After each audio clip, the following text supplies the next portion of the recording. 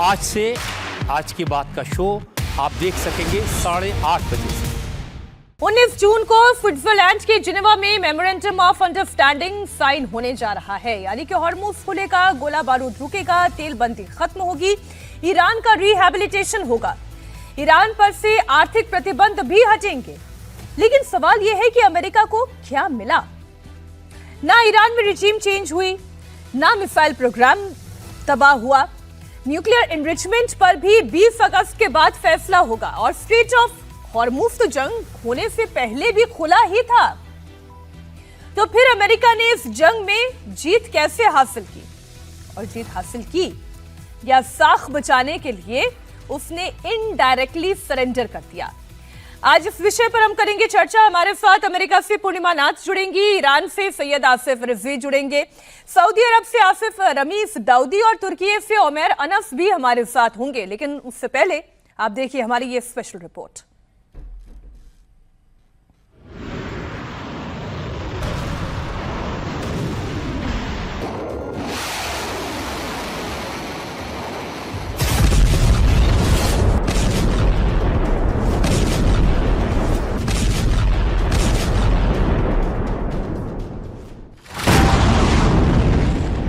America और Iran के बीच जो 108 दिनों से जंग चल रही थी, अब वो खत्म हो गई।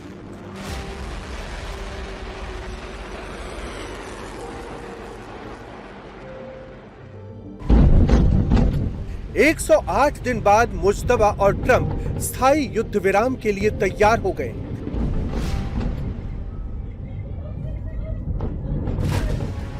एक 108 दिन बाद हॉर्मुज़ पर लगी नाकेबंदी अब खत्म होगी। जिस दिन का इंतजार पूरी दुनिया को था, वो 100 घंटे बाद आने वाला है। 19 जून को स्विट्जरलैंड के जेनेवा में पीस डील होगी। 47 साल में तेहरान और वॉशिंगटन के बीच पहली बार हाई लेवल मीटिंग होनी है। इस बात की जानकारी खुद अमेरिका के राष्ट्रपति ट्रंप ने दी है। ट्रंप ने सोशल मीडिया प्लेटफॉर्म ट्रुथ पर स्ट्रेट ऑफ हॉर्मुज़ के टोल फ्री ओपनिंग का ऐलान किया। साथ ही लिखा कि अमेरिकी नौसेना हॉर्मुज़ से नाकेबंदी हटा रही है। दुनिया के जहाज अब अपना इंजन स्टार्ट कर लें, अब तेल के कारोबार को होने दें। ट्रंप ने दूसरे पोस्ट में लिखा कि हॉर्मुज़ शुक्रवार से खुलेगा, जब इस समझौते पर औपचारिक रूप से मुहर लग जाएगी। ट्रंप ने तो डील का ऐलान कर दिया, लेकिन सवाल यह है कि किन किन शर्तों पर जंग का दी एंड होगा। ईरान की किन किन शर्तों पर ट्रंप राजी है? ट्रंप को डील से कितना फायदा और कितना नुकसान है? क्या ट्रंप के तेहरान फॉर्मूले पर तैयार होंगे नेतन्याहू? ईरान और अमेरिका के बीच हुए समझौते का पूरा दस्तावेज अभी जारी नहीं किया गया है, लेकिन अमेरिका ईरान के बीच जो 60 दिनों का सीज फायर हो रहा है, उसमें ईरान ने अमेरिका के सामने 3 शर्तें रखी थी। नौसैनिक नाकेबंदी खत्म करना, युद्ध और सभी सैन्य कार्रवाइयों को रोकना और ईरान के फ्रीज्ड फंड को जारी करना। अमेरिका ने हॉर्मुज़ में नौसैनिक नाकेबंदी को खत्म कर दिया और फ्रीज संपत्ति को भी जारी करने का आदेश दिया है। दूसरी तरफ अमेरिका की शर्त थी कि ईरान एनरिच्ड यूरेनियम को लौटाएगा और हॉर्मुज़ को खोलेगा।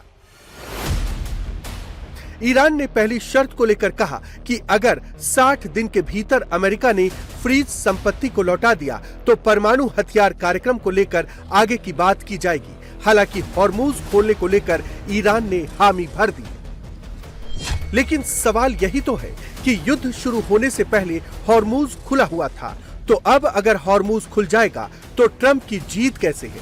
दूसरी बात यह है कि ट्रंप ने कहा था कि ईरान को एनरिच्ड यूरेनियम सौंपना होगा। इस पर तो 20 अगस्त के बाद बात होगी।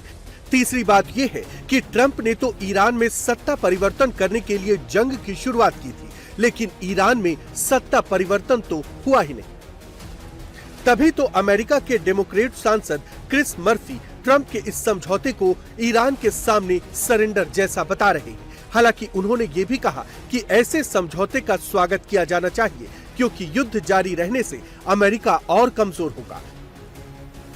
अमेरिका ईरान के बीच इस समझौते का इजराइल भी विरोध कर रहा है। इजराइल इसे बैड डील बता रहा है और मानने से इनकार कर रहा है। दरअसल इसकी दो बड़ी वजहें हैं।